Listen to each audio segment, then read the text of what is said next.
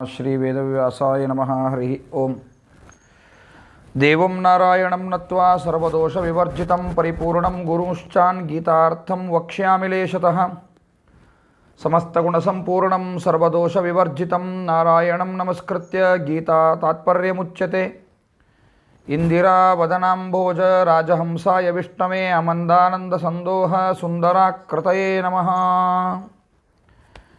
लक्ष्मीनारायणं नत्वा पूर्णबोधान् गुरूनपि कुर्मः श्रीकृष्णगीताया भाष्यादुक्तार्थसङ्ग्रहम्। धर्मविज्ञानवैराग्य परमैश्वर्यशालिनः आनन्दतीर्थभगवत्पादान् वन्दे निरन्तरम्। धृतराष्ट्र उवाच धर्मक्षेत्रे कुरुक्षेत्रे समवेतायुयुत्सवः मामकाः पाण्डवाश्चैव किमकुर्वत सञ्जय।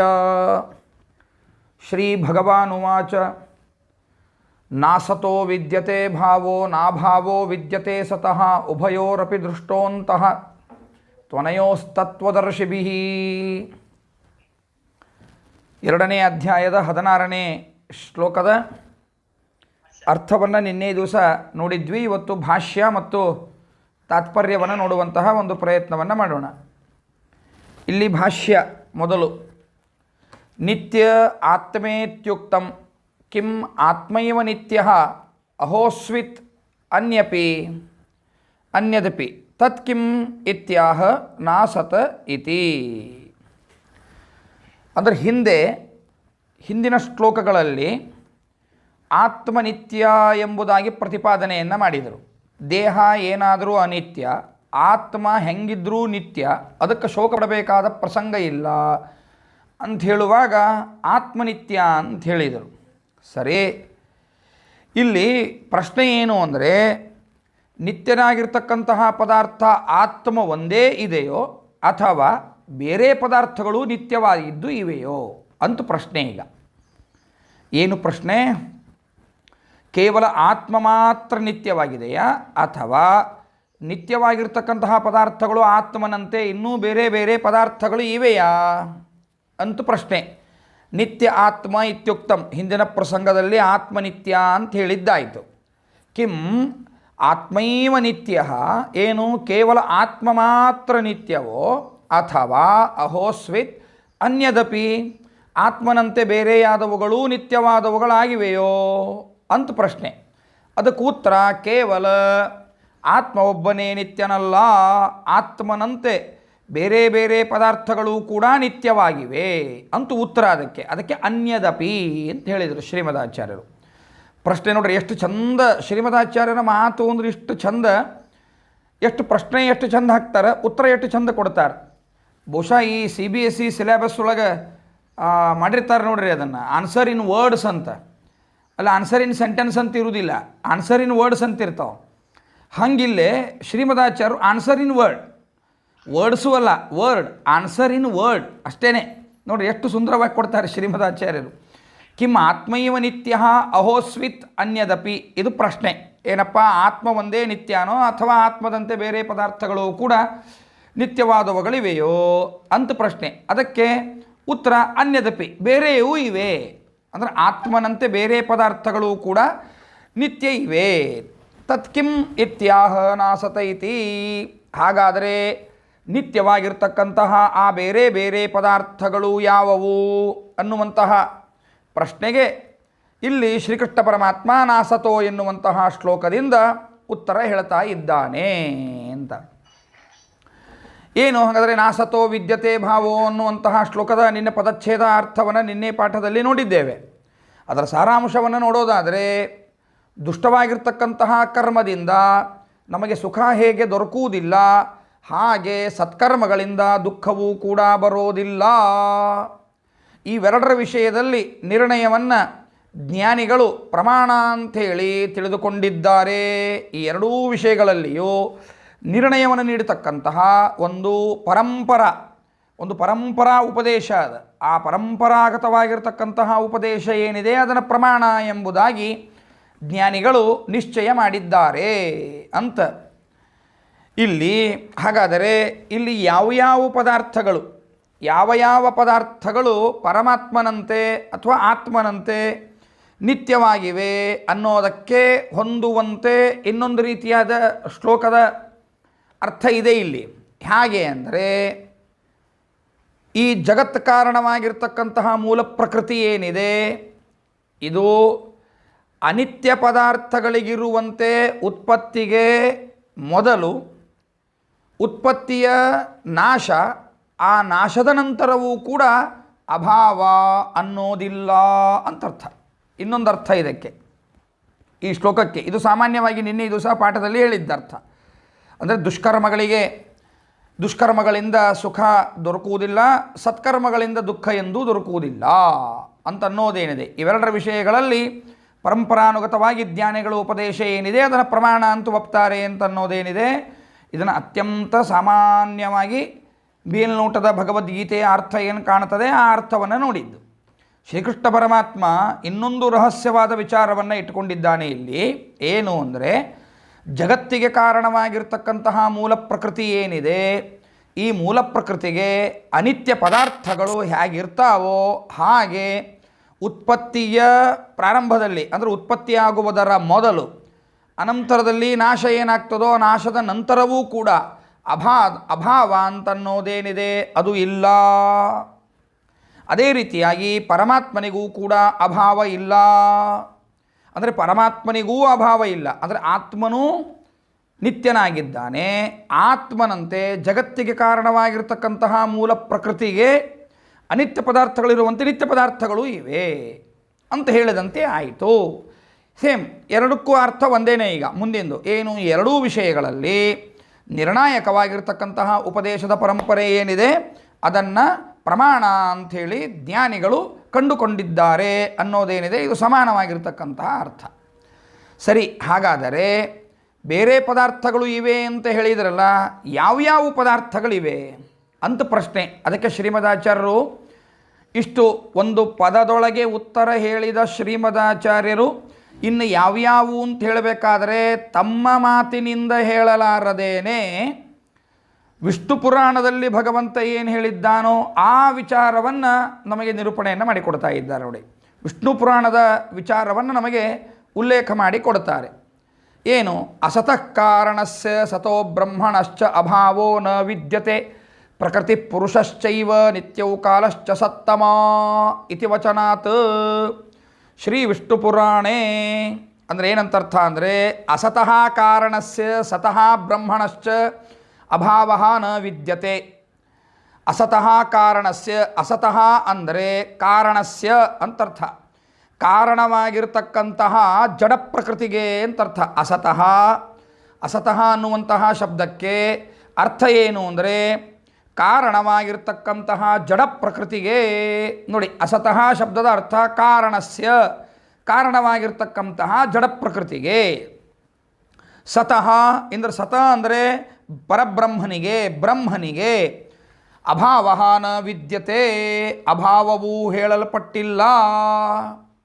ಅದರ ಅವು ಯಾವ್ಯಾವು ಅನ್ನೋದನ್ನು ವಿಷ್ಣು ಪುರಾಣದಲ್ಲಿ ಹೇಳ್ತಾರೆ ನೋಡ್ರಿ ಅಂತ. ಯಾವ್ಯಾವು, ಪ್ರಕೃತಿ ಪುರುಷ ಚ ಏವ ನಿತ್ಯವು ಕಾಲಶ್ಚ ಸತ್ತಮಃ.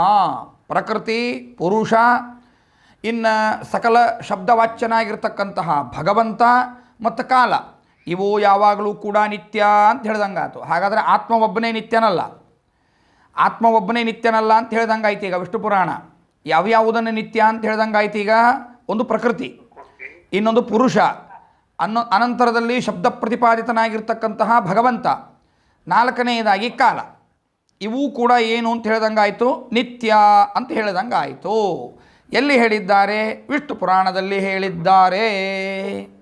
ಇಷ್ಟು ವಿಷ್ಣು ಪುರಾಣದ ವಚನವನ್ನು ಹೇಳಿದ ಮೇಲೆ ಇಲ್ಲಿ ಶ್ರೀಮದಾಚಾರ್ಯರಂತಾರೆ, ಪೃಥಕ್ ವಿದ್ಯತೆ ಇತ್ಯಾದರಾರ್ಥ ಅಸತಃ ಕಾರಣತ್ವಂಚ ಸದಸದ್ರೂಪಯ ಚಾಸೌ ಗುಣಮಯ್ಯ ಗುಣೋ ವಿಭು ಇತಿ ಭಾಗವತೆ ಅಸತಃ ಸದಜಾಯತ ಇತಿ ಚ ಅವ್ಯಕ್ತೇಶ್ಚ. ಇಷ್ಟು ಸುಂದರವಾದ ಒಂದೊಂದೇ ಪದಗಳಲ್ಲಿ ಮಾತನಾಡ್ತಾರೆ.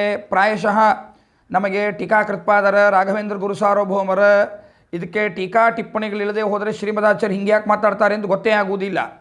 ನಾವು ಹಾಗೆ ಅನ್ನಬೇಕಾದ ಪ್ರಸಂಗ ಬರ್ತಿದೆ. ಒಂದು ಕಥೆಯಲ್ಲಿ ಕೇಳಿದ್ದೀರಲ್ಲ, ಟೀಕಾಕೃತ್ಪಾದರು ಪುಸ್ತಕಗಳನ್ನು ತೋರಿಸಿದಾಗ ಏನಿದು ಬಾಲವಾಕ್ಯೇನ ಕಿಮ್ಮೆ, ಬಾಲಕರಂತೆ ಮಾತಾಡಿಬಿಡ್ತಾರಲ್ಲ ಶ್ರೀಮದಾಚಾರ್ಯರು ಅಂತಂದಾಗ ಟೀಕಾಕೃತ್ಪಾದರು ತಾವು ಬರೆದಿರ್ತಕ್ಕಂತಹ ಗ್ರಂಥವನ್ನು ತೋರಿಸಿದಾಗ ಅಯ್ಯೋ ಇಷ್ಟು ಪ್ರೌಢ ಗ್ರಂಥ ಇದೆಯಾ, ಹಾಗಾದರೆ ಆನೆ ಮೇಲೆ ಅಂಬಾರಿ ಮಾಡೋಣ ಅಂತ ಹೇಳಿದ ಕಥೆಯನ್ನು ನೆನಪು ಮಾಡ್ಕೋತೀವಲ್ಲ, ಹಾಗೆ ನೆನಪು ಮಾಡ್ಕೋಬೇಕು. ಇಲ್ಲಿ ನೋಡಿ ಒಂದೇ ಮಾತಾಡ್ತಾರೆ ಶ್ರೀಮದಾಚಾರ್ಯರು.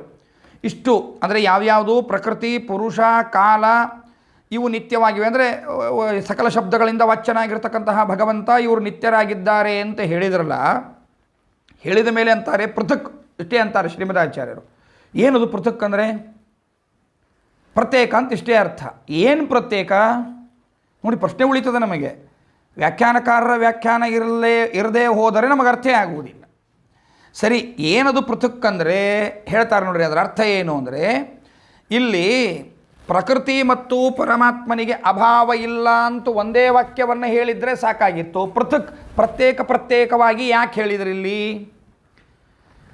ಶಬ್ದ ಹೇಳಬೇಕಾದರೆ ಸರಳ ಮಾಡಿ ಹೇಳಿಬಿಟ್ಟಿದ್ರೆ ಮುಗಿದು ಹೋಗಿತ್ತಪ್ಪ.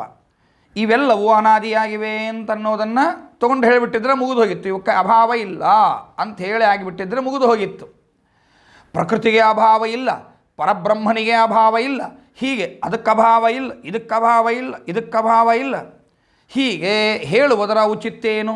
ಈಗ ನೀವು ಪಾಠದಲ್ಲಿ ಒಂದು 30-40 ಜನ ಕೂತ್ಕೊಂಡಿದ್ದೀರಿ. ಈಗ ಈ ಪಾಠದಲ್ಲಿ ಅದರಲ್ಲಿ ನಾನು ನೀವೆಲ್ಲರೂ ಬನ್ನಿ ಅಂದುಬಿಟ್ರೆ ಮುಗಿದು ಹೋಯ್ತಪ್ಪ.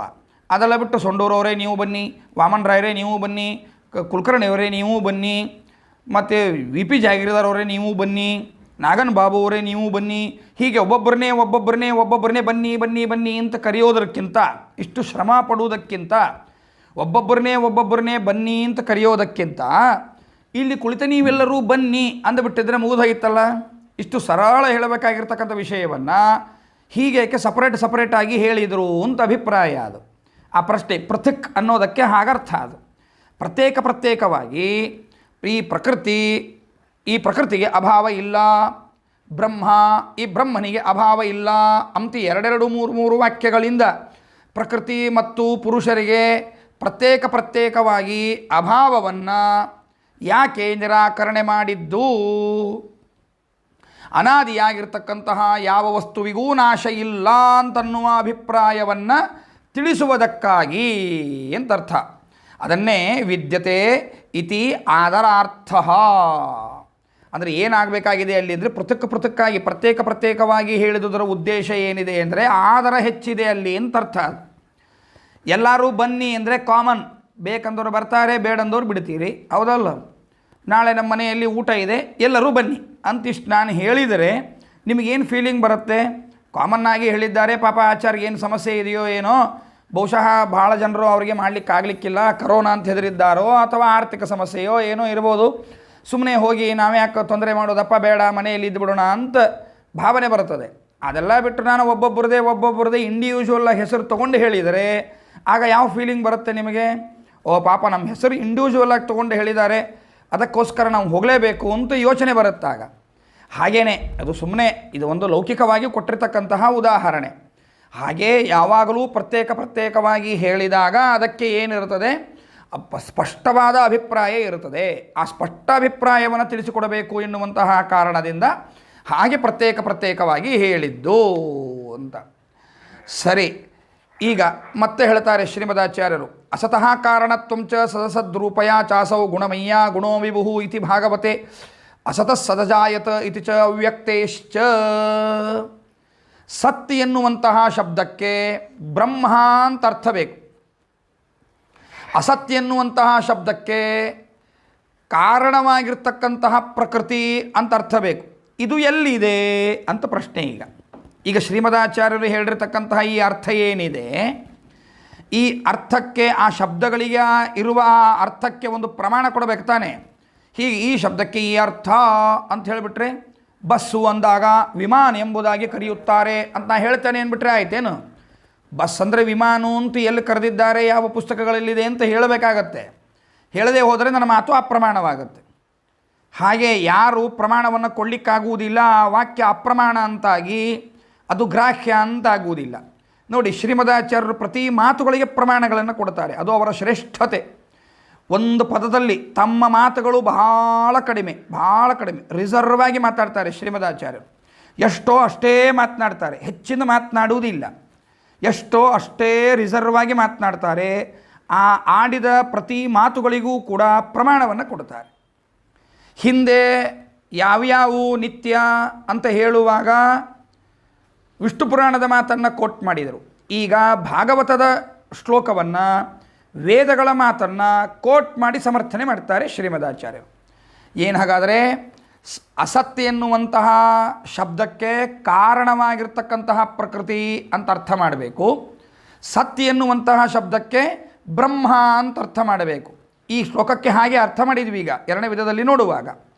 ಸರಿ, ಈ ಅರ್ಥ ಮಾಡಬೇಕಾದರೆ ಆ ಶಬ್ದಗಳಿಗೆ ಆ ಅರ್ಥ ಪ್ರಯೋಗ ಆಗಿದ್ದು ಎಲ್ಲಿದೆ ಅನ್ನುವ ಪ್ರಶ್ನೆಗೆ ಶ್ರೀಮದಾಚಾರ್ಯರು ಸದಸದ್ರೂಪಯಾಚಾಸೌ ಗುಣಮಯ್ಯ ಗುಣೋ ವಿಭು ಎಂಬುದಾಗಿ ಭಾಗವತದ ವಚನವನ್ನು ಕೋಟ್ ಮಾಡಿದ್ದಾರೆ. ಅಪ್ಪ ಇನ್ನೆಲ್ಲಿ ಹೋಗ್ತೀಯಾ, ಭಾಗವತದಲ್ಲೇ ಇದೆ ಕೇಳು. ಇಲ್ಲಿ ಈ ಭಾಗವತ ವಾಕ್ಯದಲ್ಲಿ ಸದಸದ್ ರೂಪಯಾಚಾಸೌ ಗುಣಮಯ್ಯ ಗುಣೋ ವಿಭು ಎನ್ನುವಂತಹ ಭಾಗವತದ ಈ ವಾಕ್ಯದಲ್ಲಿ ಅಸತ್ ಶಬ್ದಕ್ಕೆ ಕಾರಣ ಎಂಬ ಅರ್ಥ ಇದೆ. ಇನ್ನು ಅಲ್ಲಿ ಸದಸದ್ರೂಪಯ ಎನ್ನುವಂತಹ ಶಬ್ದಕ್ಕೆ ಕಾರ್ಯಕಾರಣ ರೂಪವಾಗಿರ್ತಕ್ಕಂತಹ ಅಂತ ಅರ್ಥ ಇದೆ. ಇನ್ನು ಅಸತ ಸದಜಾಯತ ಅಂತೇನಿದೆ ಅಲ್ಲ, ಇತಿ ಚ ಅಂತೇನು ಹೇಳಿದ್ದಾರಲ್ಲ, ಅಸತ ಸದಜಾಯತ ಅನ್ನುವಂತಹ ಇದು ಉಪನಿಷತ್ತಿನ ವಾಕ್ಯ. ಈ ಉಪನಿಷತ್ತಿನ ವಾಕ್ಯದಲ್ಲಿಯೂ ಕೂಡ ಅಸತ್ ಶಬ್ದಕ್ಕೆ ಕಾರಣವಾಗಿರ್ತಕ್ಕಂತಹ ಪ್ರಕೃತಿ ಅಂತಲೇ ಅರ್ಥ ಇದೆ. ಅಷ್ಟೇ ಅಲ್ಲದೆ ಈ ಪ್ರಕೃತಿಯು ಅತ್ಯಂತ ಅತಿ ಸೂಕ್ಷ್ಮವಾಗಿರೋಣದರಿಂದ ಸ್ಥೂಲ ಜ್ಞಾನಕ್ಕೆ ಅದು ಗೋಚರವಲ್ಲ ಅನ್ನೋ ಕಾರಣದಿಂದ ಅಸತ್ ಎನ್ನುವಂತಹ ಶಬ್ದದ ಅರ್ಥ ಅವ್ಯಕ್ತೇಶ್ಚ, ಇದು ಅವ್ಯಕ್ತವಾಗಿದೆ, ಅಂದರೆ ಸೂಕ್ಷ್ಮವಾಗಿದೆ, ಕಣ್ಣಿಗೆ ಕಾಣಲಾರದ್ದು. ಆದ್ದರಿಂದಾಗಿ ಅಸತ್ಯ ಎನ್ನುವಂತಹ ಶಬ್ದದಿಂದ ಅದನ್ನು ಕರೆಯುತ್ತಾರೆ ಅಂತ. ಇತಿ ಭಾಗವತೆ ಅಸತಃ ಸದಜಾಯತ ಇತಿ ಚ ಅವ್ಯಕ್ತೇಶ್ಚ ಸಂಪ್ರದಾಯತಃ ಚ ಏತತ್ ಸಿದ್ಧಿಂ ಮಿಥ್ಯಾಹ ಉಭಯೋರಪಿ ಇತಿ. ಇನ್ನು ಅಸತ್ ಎನ್ನುವಂತಹ ಪದಕ್ಕೆ ಅಸತ್ ಅಂದರೆ ಸ್ಥೂಲ ಜ್ಞಾನಕ್ಕೆ ಗೋಚರವಾಗದೇ ಇರತಕ್ಕಂತಹ ವಸ್ತು, ಜಗತ್ತಿಗೆ ಕಾರಣವಾಗಿರ್ತಕ್ಕಂತಹ ಜಡ ಪ್ರಕೃತಿ, ಅದು ಅಂತಹ ವಸ್ತುವಾಗಿದ್ದರಿಂದ ಅದನ್ನು ಅಸತ್ತಿ ಎಂಬುದಾಗಿ ನಾವು ಕರೆಯಬಹುದು ಅಂತ. ಇನ್ನು ಸತ್ ಅನ್ನುವಂತಹ ಶಬ್ದಕ್ಕೆ ಬ್ರಹ್ಮ ಅಂತ ಅನ್ನೋದೇನು ಬೇಕಾದಷ್ಟು ಬಾರಿ ಬಂದಿದೆ, ಆದ್ದರಿಂದ ಮತ್ತೇನು ಸಪರೇಟಾಗಿ ಹೇಳಬೇಕಾಗಿಲ್ಲ. ಸತ್ ಶಬ್ದಕ್ಕೆ ಅದು ಬ್ರಹ್ಮವಾಚಕವಾದದ್ದು ಅಂಥೇಳಿ ಹೇಳಲಿಕ್ಕೇನು ಸಪರೇಟ್ ಹೇಳಬೇಕಾಗಿಲ್ಲ, ಬೇಕಾದಷ್ಟು ಬಾರಿ ಬಂದಿದೆ. ಅಸತ್ ಶಬ್ದದ ಬಗ್ಗೆ ಹೇಳಬೇಕಾಗಿದೆ ಈಗ. ಅದಕ್ಕೆ ಶ್ರೀಮದಾಚಾರ್ಯರು ಆ ಅಸತ್ ಶಬ್ದಕ್ಕೆ ಎಲ್ಲೆಲ್ಲಿ ಬೇಕೋ ಅದನ್ನೆಲ್ಲ ವಿವರಣೆಯನ್ನು ನಮಗೆ ಕೊಟ್ಟಾಯಿತು. ಇಲ್ಲಿ ಹೇಳ್ತಾರೆ, ಕೇವಲ ನಾನು ಹೇಳಿದ್ದು ಈಗ ಕೋಟ್ ಮಾಡಿದ್ದು ಯಾವುದು, ವಿಷ್ಣು ಪುರಾಣ ಅಂತ ಕೋಟ್ ಮಾಡಿದ್ದೆ. ಮತ್ತೊಂದು ಯಾವುದು ಕೋಟ್ ಮಾಡಿದೆ, ಭಾಗವತ ಕೋಟ್ ಮಾಡಿದೆ. ಮತ್ತೊಂದು ಏನು ಕೋಟ್ ಮಾಡಿದೆ, ಉಪನಿಷತ್ತಿನ ವಾಕ್ಯವನ್ನು ಕೋಟ್ ಮಾಡಿದೆ. ನೋಡಿ, 4 ಸಾಲುಗಳಲ್ಲಿ ತಮ್ಮ ಪದಗಳು 3, ಅದಕ್ಕೆ ಪ್ರಮಾಣಗಳನ್ನು ಕೊಟ್ಟದ್ದು 3. ಕೊನೆಯಲ್ಲಿ ಹೇಳ್ತಾರೆ ಇಷ್ಟೇ ಅಂತ ತಿಳಿಬೇಡ, ಸಂಪ್ರದಾಯವೂ ಒಂದಿದೆ ಅಂತ ಹೇಳ್ತಾರೆ. ಸಂಪ್ರದಾಯ ಅಂದರೆ ಏನದು, ಸುಮ್ಮನೆ ನಮ್ಮ ಮನೆಯಲ್ಲಿ ಬಂದದ್ದು ಸಂಪ್ರದಾಯ ಅಲ್ಲ. ಸಂಪ್ರದಾಯ ಅಂದರೆ ಯಾವುದು ಅಂದರೆ ಪರಂಪರಾನುಗತವಾಗಿ ಗುರೂಪದೇಶದಿಂದ ಬಂದದ್ದು, ಪರಂಪರಾನುಗತವಾಗಿ ಬಂದಿರಬೇಕು. ಅದಕ್ಕೆ ಸಂಪ್ರದಾಯ ಅಂತ ಕರೆಯೋದು. ಸತ್ಸಂಪ್ರದಾಯ ಅಂದರೆ ಯೋಗ್ಯವಾಗಿರ್ತಕ್ಕಂತಹ ಒಂದು ಪರಂಪರೆ ಇರ್ತದೆ, ಅವಿಚ್ಛಿನ್ನವಾಗಿರ್ತಕ್ಕಂತಹ ಪರಂಪರೆ ಇರ್ತದೆ, ಮಧ್ಯದಲ್ಲಿ ವಿಚ್ಛೇದ ಇರುವುದಿಲ್ಲ. ಏನು ಸಾಕ್ಷಾತ್ ಭಗವಂತನಿದ್ದಾನೋ ಆ ಭಗವಂತನಿಂದ ಅವನು ಬ್ರಹ್ಮನಿಗೆ ಬ್ರಹ್ಮ, ಶಿವನಿಗೆ ಆ ಶಿವನು ಇಂದ್ರಾದಿ ದೇವತೆಗಳಿಗೆ, ಇಂದ್ರಾದಿ ದೇವತೆಗಳು ಋಷಿಮುನಿಗಳಿಗೆ, ಋಷಿಮುನಿಗಳಿಂದ ಶ್ರೇಷ್ಠ ನಮ್ಮ ಪೂರ್ವಜರಿಗೆ, ಆ ಪೂರ್ವಜರಿಂದ ನಮಗೆ, ಹೀಗೆ ನಡುವೆಲ್ಲೋ ಒಂದು ಜನ್ರೇಷನ್ ಗ್ಯಾಪ್ ಆಯಿತು ಅಂತ ಆಗುವುದಿಲ್ಲ. ಅದು ಅವಿಚ್ಛಿನ್ನವಾಗಿ ಬೆಳ್ಕೊಂಡು ಬಂದಿರುತ್ತದೆ. ಅದು ಹೀಗಿರ್ತಕ್ಕಂಥದ್ದನ್ನು ಸತ್ಸಂಪ್ರದಾಯ ಅಂತ ಕರೆಯೋದು. ಹೀಗೆ ಇಲ್ಲಿ ಕೇವಲ ವಿಷ್ಣು ಪುರಾಣ ಅಂತಷ್ಟೇ ತಿಳಿಲಿಕ್ಕೆ ಹೋಗಬೇಡಿ, ನಾನು ಉಲ್ಲೇಖ ಮಾಡಿರ್ತಕ್ಕಂತಹ ಮಾತುಗಳಷ್ಟೇ ಇವೆ ಅಂತ ತಿಳಿಲಿಕ್ಕೆ ಹೋಗಬೇಡಿ.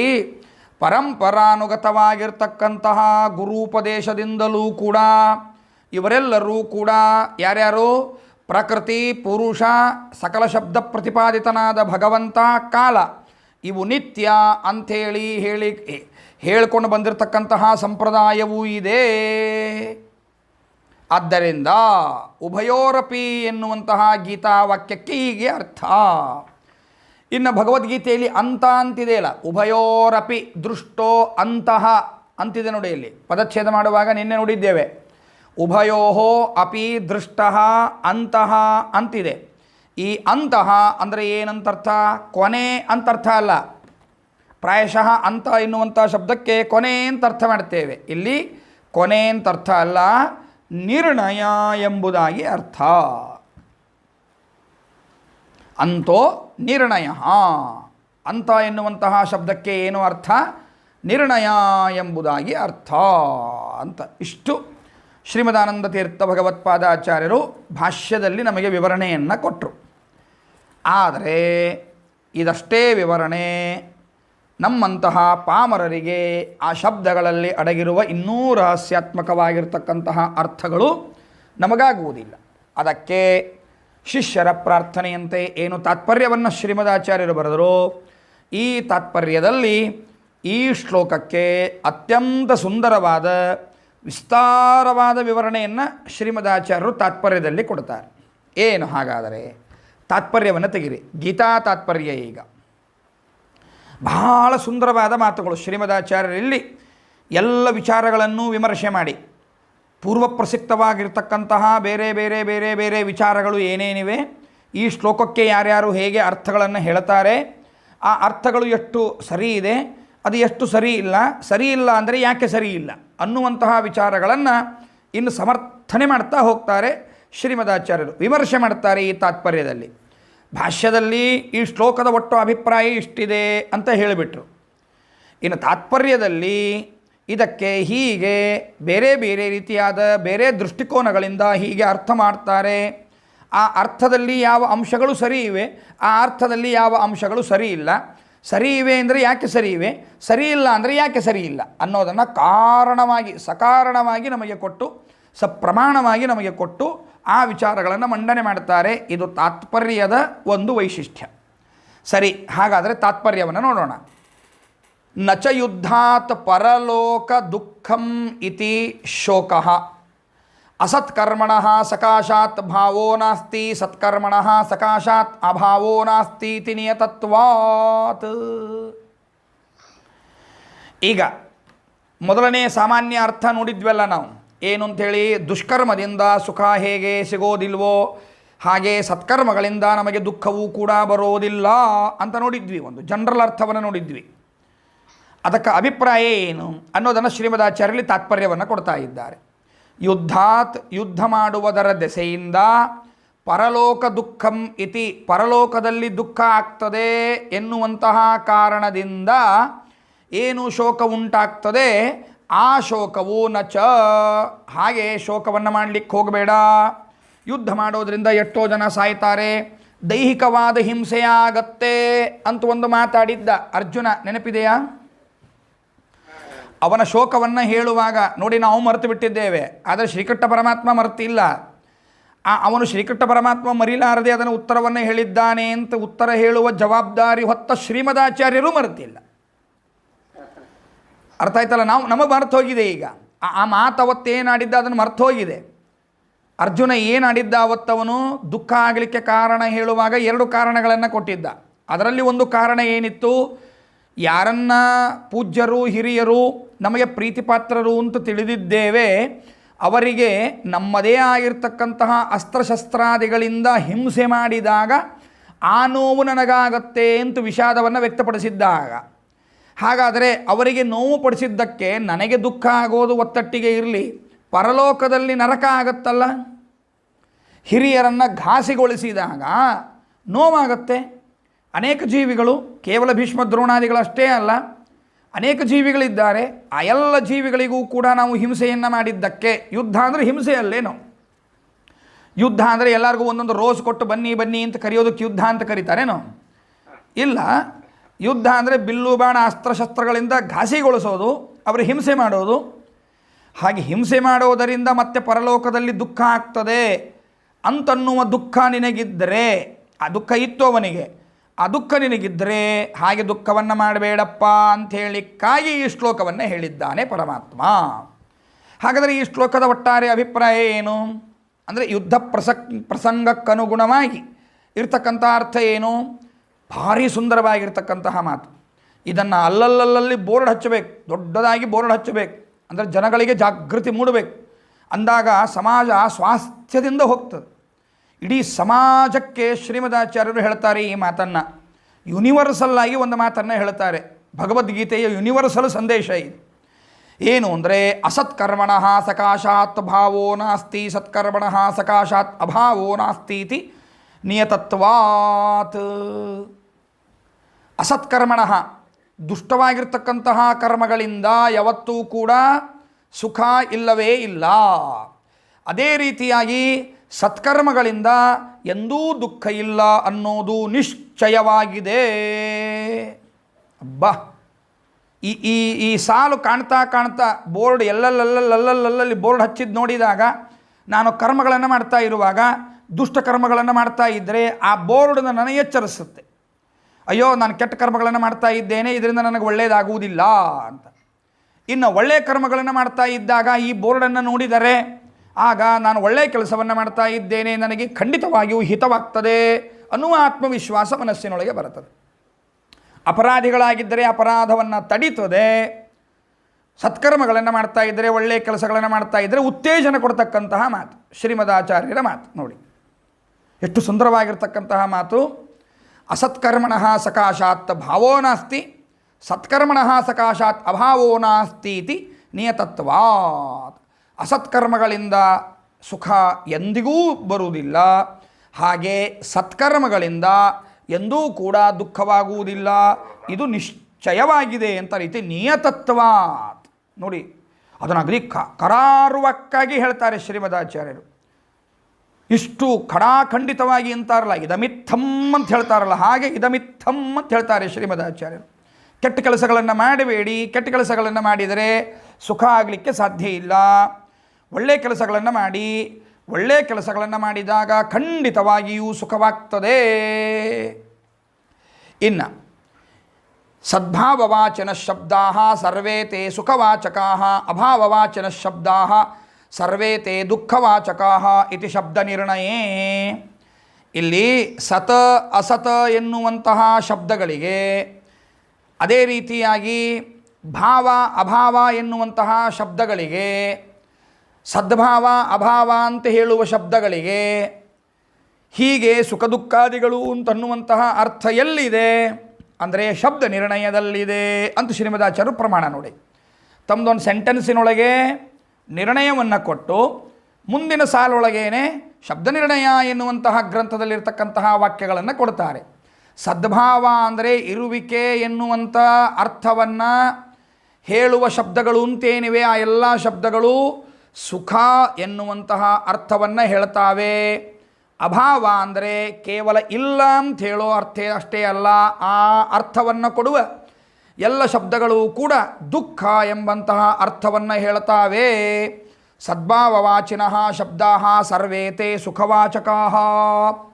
ಸದ್ಭಾವ ಅಂದರೆ ಇರುವಿಕೆ ಅಂತ ಹೇಳುವಂತಹ ಆ ಅರ್ಥದ ಎಲ್ಲ ಶಬ್ದಗಳೂ ಕೂಡ ಸುಖವಾಚಕಾಃ, ಸುಖವನ್ನು ಹೇಳುವಂಥವುಗಳಾಗಿವೆ. ಅಭಾವವಾಚಿನಃ ಶಬ್ದಾಃ, ಅಭಾವವನ್ನು ಹೇಳತಕ್ಕಂತಹ ಅಂದರೆ ಇಲ್ಲದಿರುವಿಕೆ ಎನ್ನುವಂತಹ ಅರ್ಥದ ಏನು ಶಬ್ದಗಳಿವೆ, ಸರ್ವೇ ಶಬ್ದಾಃ, ಆ ಎಲ್ಲ ಶಬ್ದಗಳು ಕೂಡ ತೇ ದುಃಖವಾಚಕಾಃ, ಅವೆಲ್ಲವೂ ಕೂಡ ದುಃಖವಾಚಕಗಳಾಗಿವೆ.